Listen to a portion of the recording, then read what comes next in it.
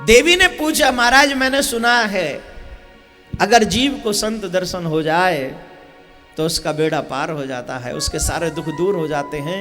हे प्रभु मेरे भी दुख दूर कर दीजिए आप। पूछा बताओ कौन हो तुम? तो उस स्त्री ने कहा, अहम भक्तिरितिम ख्याता इमोर मेर तनयोर मतो ज्ञान वैराग्य नामानो काल योगे न जर्जरो उत्पन्नम द्रविणम देश वृद्धिम कर्नाटके गतः कचिन कचिन महाराष्ट्रे गुर्जरो जीर्णता गतः। मेरा जन्म द्रविड़ देश में हुआ, कर्नाटक में बड़ी हुई, महाराष्ट्र में जाके जवान हुई, लेकिन गुजरात में जाके वृद्ध हो गई। मेरा नाम है भक्ति। गुजरात में भक्ति वृद्ध हो गए।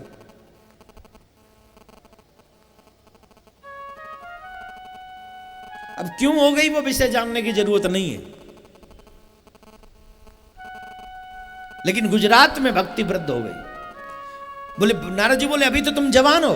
बोले महाराज जब से वृंदावन में आई हूं तब से जवान हो गई। धन्यम वृंदावनम तेन भक्ति नृत्य यत्र च। भक्ति जवान हो गई वृंदावन में। कहा? वृंदावन। भक्ति कौन है? भगवान की प्रियसी, गोविंद की प्रियसी।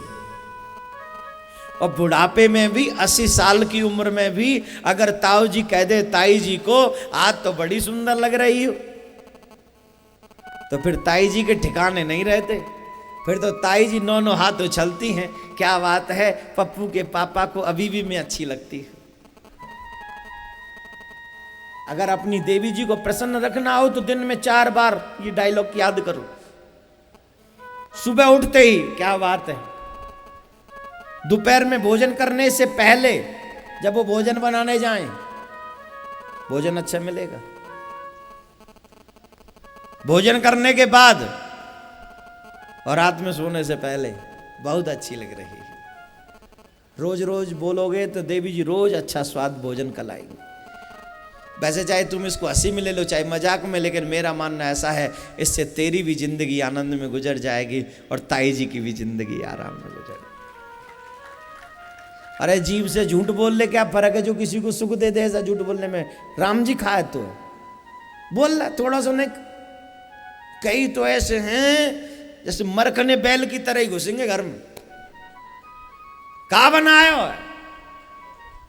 है? मन तो कर रो तेरी चटनी बना लू, पर तू आयो ना धनकुटा के नीचे। राधे राधे बोलना पड़ेगा जोर से, कल से भीड़ बढ़ जाएगी। बहुत अच्छी कथा कहते हैं महाराज, कुछ समझो है? अरे मेरे भाई ट्राई तो करो समझने की। जो किसी को सुख दे वो झूठ झूठ नहीं है, वो सत्य है, ये याद रखना। जो किसी की जान बचा सके वो झूठ नहीं, वो सत्य है। ये कुछ बातें हैं वो मैं बताऊंगा बाद में। कहती महाराज जब से मैं वृंदावन में आई हूं तब से मैं जवान हो गई। क्यों? ये अपने प्रियतम से मिलने आ गई। वृंदावन में इसके प्रियतम रहते हैं, श्री कृष्णा बांके बिहारी। बोलो बंसी। आगरा वारिन की ना अभी नहीं। क्या बोलेंगे? पिया से मिलने को प्रियसी बेकरार रहती है, इसीलिए भक्ति जब अपने प्रियतम से मिली तो वृंदावन में आकर वो प्रियसी अर्थात भक्ति जवान हो गई। एक बात याद रखिए, जब जीव परमात्मा से मिलता है तो उसके जीवन के जितने भी कोई भी ताप है, चाहे वो बुढ़ापा ही क्यों ना सही, वो भी उससे दूर हो जाता है। प्रियतम से मिलने के बाद जीव एकाएक स्फुरित हो जाता है, जवान हो जाता है। उम्र संबंध नहीं रखती। यहां पर बुढ़ा व्यक्ति कब होता है? जब उसके पांव काम करना बंद कर दे, जब उसके कान काम करना बंद कर दे, जब उसके हाथ काम करना बंद कर दे, जब आंखें देखना बंद कर दे, तब वो बुजुर्ग होता है।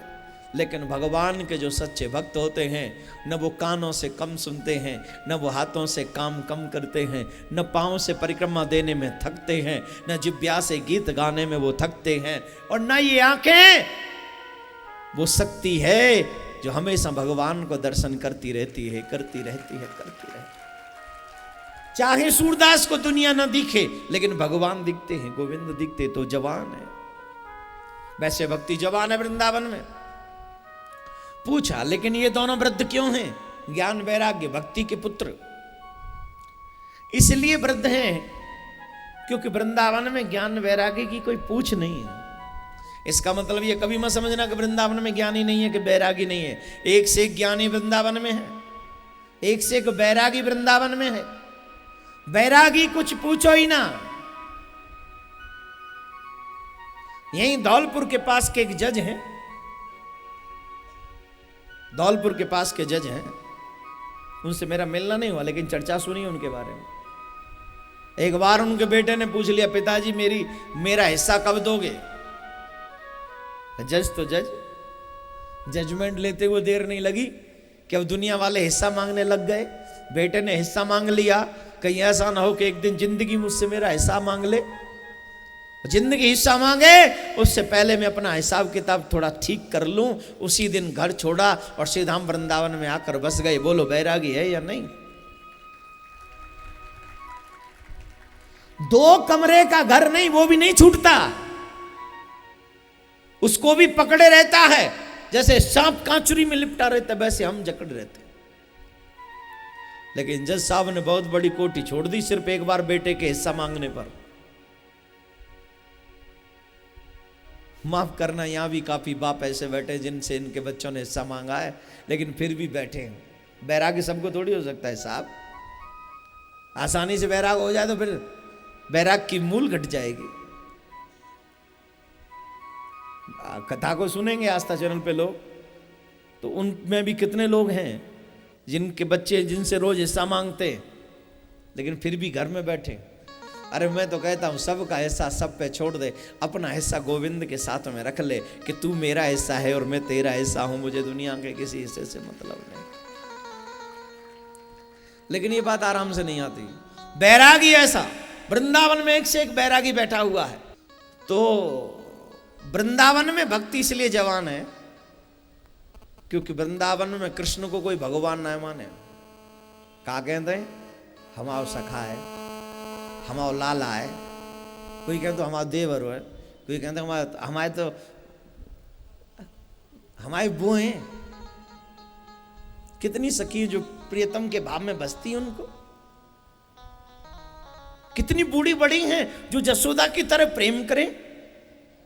और जहां अपना एक रिश्ता होता है ना सब, जहां पे अपनापन होता है, भगवत्ता बहुत दूर रह जाती है। और जितना प्रेम तुम किसी अपने रिश्तेदार से कर सकते हो ना, भगवान से कभी नहीं करोगे।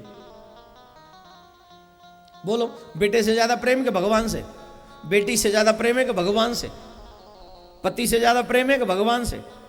हाँ, इस विषय में थोड़ा डाउट है, इस विषय में थोड़ा डाउट है। पैसे से ज्यादा प्यार है कि भगवान से? है ना? इधर से एक आवाज आई, कुछ कथा के बाद मिलूंगा, प्लीज मिल लेना। आगरा में है कोई कोठी वोठी तो प्लीज मिलना एक बार,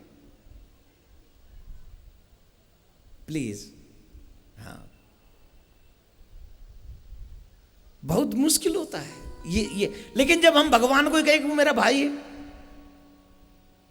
फिर अगरबत्ती जलाने की जरूरत नहीं रहेगी। भगवान को कहूं कि वो मेरा प्रियतम है, फिर एक झूठे चांदी की थाली में दिखावा करने की आवश्यकता नहीं रहेगी। भगवान को कह दूं कि मेरा वो पुत्र है, तो फिर उसे सिंहासन पर बैठाने की जरूरत नहीं रहेगी। फिर तो जो तू अपने बेटे को देता है ना, वो अपने आप उनको मिलता चला जाएगा। क्यों? क्योंकि तू कहेगा ये मेरा है, और फिर वो भी दावा करने लग जाएगा कि ये मेरा है।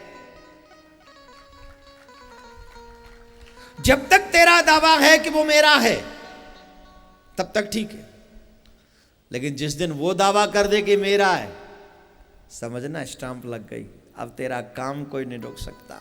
Success, you are success. आनंद आ गया मेरे प्यारे, राधे राधे बोलना पड़ेगा। तुम्हारा भलो करे भगवान, तुम आओ, तुम हद कर तो।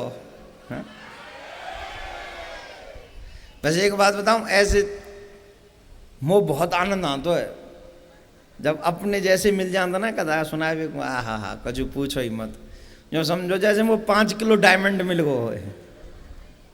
अपनी भाषा में ठाकुर की कथा कहवे को एक अलग ही आनंद है।